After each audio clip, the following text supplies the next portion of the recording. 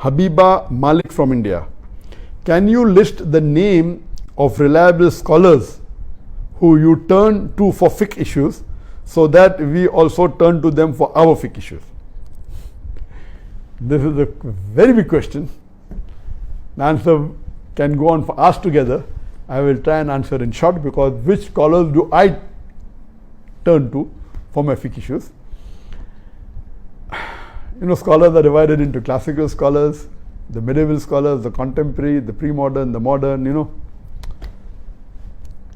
As far as the beloved Prophet ﷺ said, we look, our Sharia is based on the Quran and Sahih Hadith, on Allah and the guidance of the Prophet ﷺ.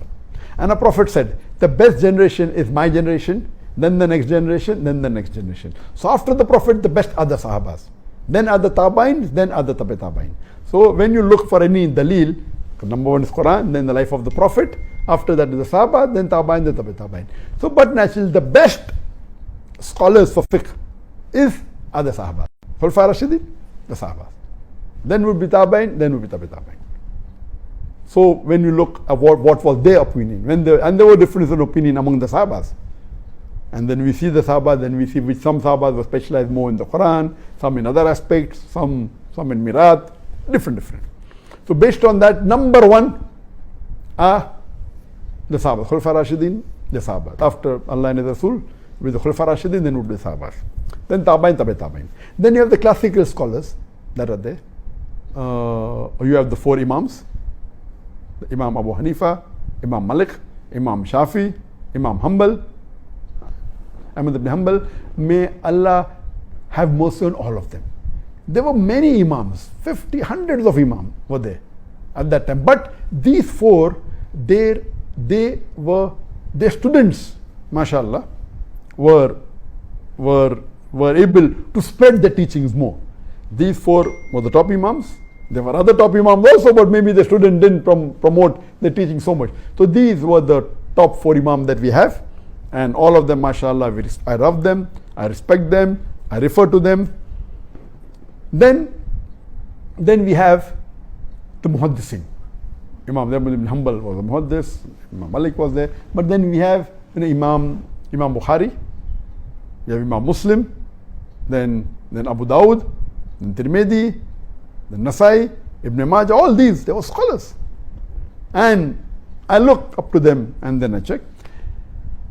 Then we have the Mufassirin, Ibn Qasir, then we have Tabari, then we have Qurtubi, and the list is long. Therefore I said the answer is can't give a short answer. So then we have the classicals, then we have Sahaba, then the classical scholars we have, their level is different. Then we have Ibn Hajar, who wrote the Sharah of the Bukhari. Many. Then we have you can keep on naming, but these are the ones that I can recollect now. Then we have the medieval scholars, a few centuries later. Then we have Ibn Taymiyyah. Earlier then we have Imam An-Nawawi. Then we have, after a few hundred years, we have Ibn Taymiyyah, mashallah, a great scholar. Then Imam Ibn Jawzi, several. Then coming down the line, we have the recent scholars. You call them contemporary scholars, or you call them the modern scholars. I have divided this into two levels, in two parts. One, which were the few decades earlier and are not living any longer, and one which are living. In between there are many other scholars I did not name, but what I could recollect.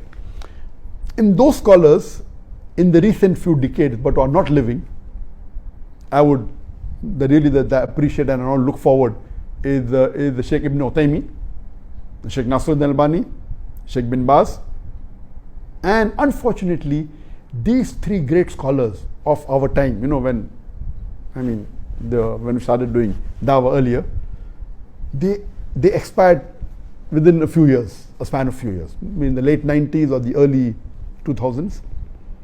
And after that, at that time, that I believe one of the best scholars living that time was Abdullah ibn Jibreen, Sheikh Abdullah ibn Jibreen.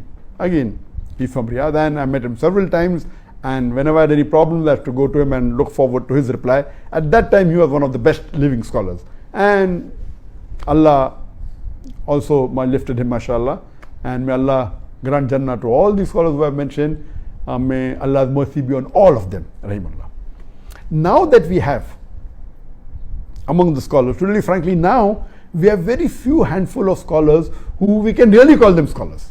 Scholars are many, but we really can, the level of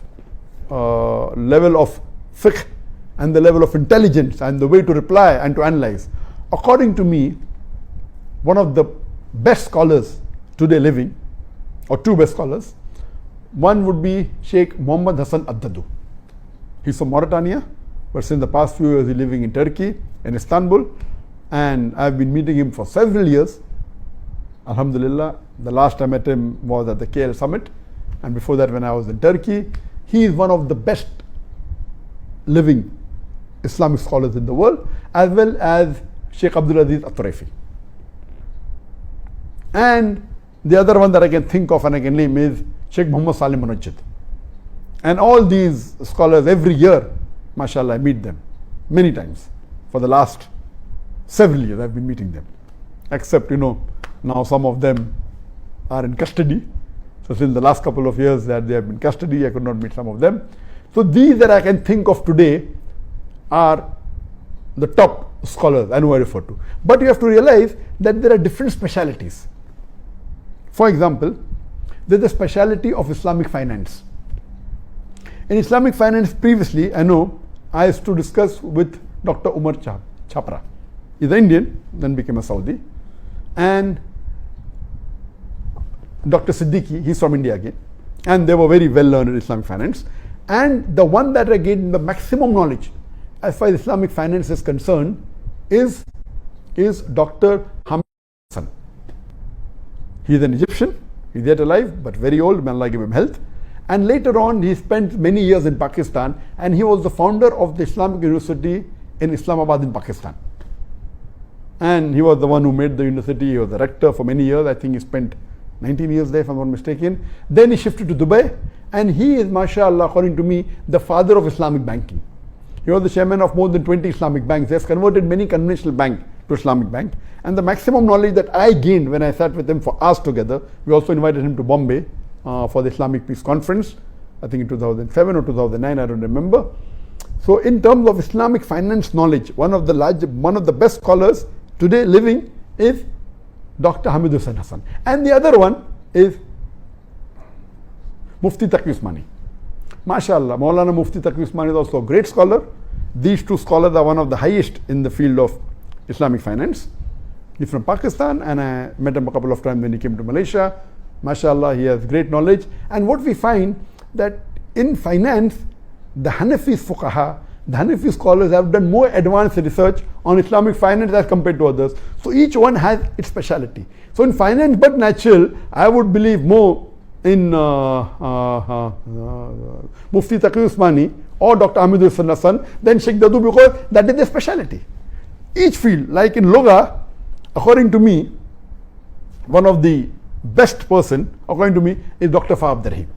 Dr. Fa Abdurrahim, originally an Indian, then shifted to Saudi Arabia, and he was the head of the Loga department in the starting when Loga department for non-Arab started in the Islamic University of Medina. And when I tried to find which is the best teacher I can learn with, someone told me it is Fa Abdurrahim. I said, how will this person give me time? So I went there, and I was shocked. He said, I was there. The lecture you gave a few weeks back in Medina, I was there sitting in the first row. So mashallah, he agreed to give me 5 hours every day, and we were supposed to spend 6 months.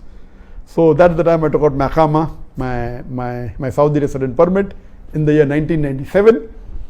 And unfortunately, I could spend hardly about 3.5 weeks with him. There was an important issue in India, I had to go back.